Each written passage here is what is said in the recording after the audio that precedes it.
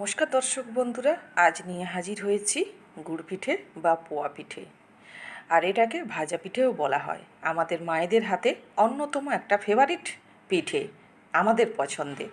আর এটাকে কীভাবে গোল করা হয় সে টিপসও আপনাদের দেখাবো।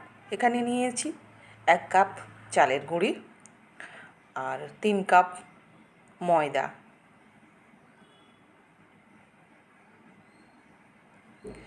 আর নিয়েছি 1 কাপ সুজি। দিয়ে দিচ্ছি পরিমাণ মতো লবণ, আর এখানে ব্যবহার করেছি খেজুর গুড়।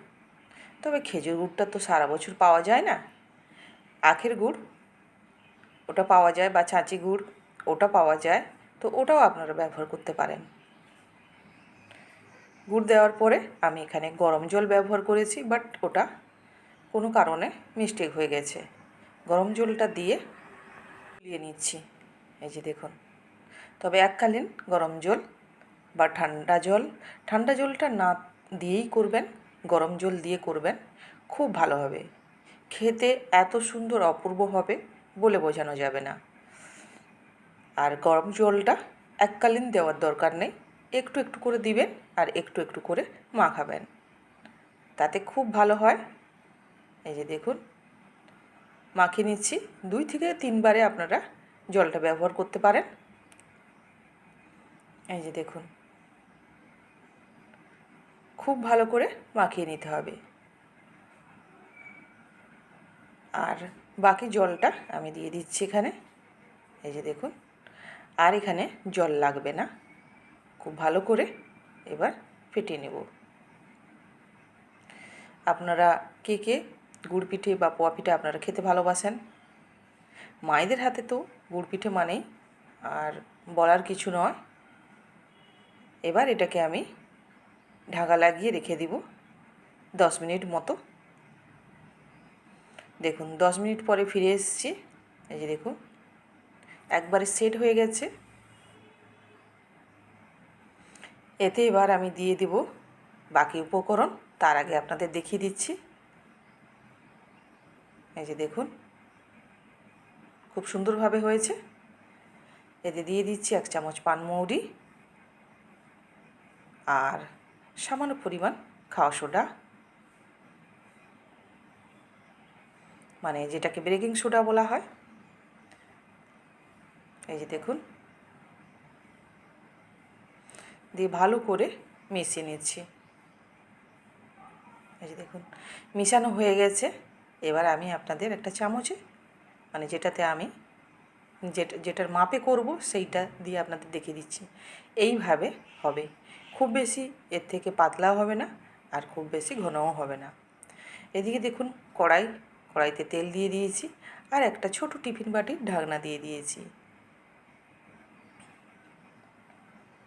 দেখুন, ঢাকনাটায় 1 হাতা দিয়ে দিলাম।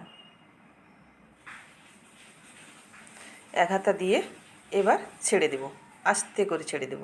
এই যে দেখুন, এতে কি হবে, পরিমাপ একই হবে আর খুব গোল গোল হবে। এই যে দেখুন কত সুন্দর ফুলে গেছে, দেখেই বুঝতে পারছেন বন্ধুরা।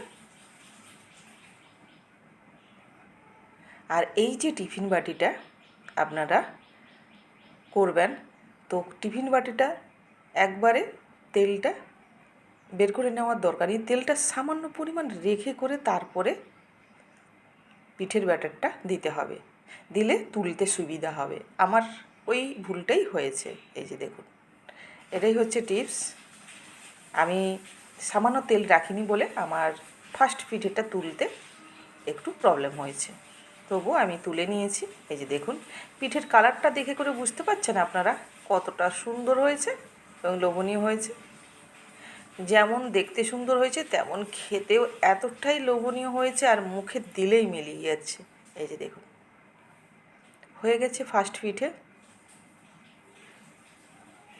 দেখুন কালারটাও খুব সুন্দর এসছে। গুড় থাকা মানেই তো কালার খুব সুন্দরভাবে আসবে। এবার দ্বিতীয়বার আপনাদের দেখিয়ে দিচ্ছি। এই যে, এতে আমি সামান্য পরিমাণ তেল রেখেছি, দেখেই বুঝতে পারছেন। তেল না রেখে এবং তেল রেখে আপনাদের দেখিয়ে দিলাম। এইভাবে টিফিনের ঢাকনায় করবেন, খুব সুন্দরভাবে গোলও হবে আর এত সুন্দর ফুলবে দেখুন, একই সাইজের একবারে হবে। দেখুন দেওয়ার সঙ্গে সঙ্গে ফুলে গেছে। এই যে এক সাইড হলে তাকে এবার উল্টে নেব। এই যে দেখুন একবার খুব সুন্দরভাবে উল্টে এসছে, বুঝেছেন? কালারটাও খুব সুন্দর হয়েছে। এই যে দ্বিতীয় আমার পিঠাটাও হয়ে গেল। কেমন লাগলো আপনাদের? পিঠে বানানোটা বা পিঠে বানানোর যে জিনিসগুলো আমি নিয়েছি, আমি কিন্তু অন্যভাবে নিয়েছি, সম্পূর্ণ অন্যভাবে একটা পিঠে বানিয়ে নিয়েছি। পোয়া পিঠা বলুন, গুড় পিঠে বলুন, একবারে ফুলকো ফুলকো। আপনাদের একটা ভেঙে দেখিয়ে দিচ্ছি কতটা সুন্দর স্পঞ্জি এবং নরম হয়েছে দেখুন। এই যে দেখুন একবারে দেখেই বুঝতে পারছেন গাটা ফুটো ফুটো হয়ে গেছে, আর এতটা সুন্দর হয়েছে মুখে দিলেই মিলিয়ে যায়। আর কেমন লাগলো আপনাদের পোয়া পিঠা বা গুড় পিঠা নিশ্চয়ই কমেন্টে জানাবেন। ভালো লাগলে একটা লাইক শেয়ার করে পাশে থাকবেন। ধন্যবাদ।